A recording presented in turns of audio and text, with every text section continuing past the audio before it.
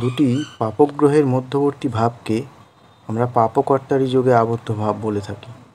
ঠিক তেমনই দুটি শুভ গ্রহের মধ্যগত ভাবকে আবার শুভকর্তারী যোগ বলা হয়। কিন্তু আজকের যে ইনফরমেশান আপনাদের আমি দেব সেটি খুব মন দিয়ে শুনুন। এই ইনফরমেশান হয়তো এর আগে কেউ কোনোদিন দেয়নি। সেটি হলো দেবগুরু বৃহস্পতিকে নিয়ে। দেবগুরু বৃহস্পতির 3টি দৃষ্টি আছে, পঞ্চম, সপ্তম এবং নবম, অর্থাৎ অল্টারনেটিভ। পঞ্চম, তারপর ষষ্ঠ ভাবটা কোনো দৃষ্টি নেই, সপ্তম আবার অষ্টম ভাবে কোনো দৃষ্টি নেই, আবার নবম ভাবে কিন্তু দৃষ্টি রয়েছে।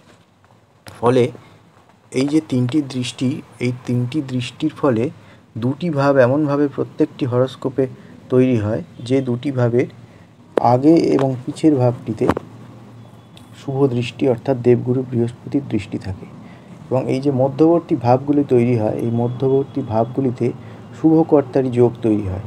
এই শুভকর্তারী যোগ আমাদের জীবনে বিশাল প্রভাব ফেলে। এই যোগগুলিকে কাজে লাগিয়ে আপনি আপনার জীবনের লক্ষ্য স্থির করতে পারেন এবং এই দিকে যদি আপনি আপনার কেরিয়ারকে নিয়ে যেতে পারেন তাহলে আপনার কেরিয়ারে প্রভূত উন্নতি আসবে। নমস্কার।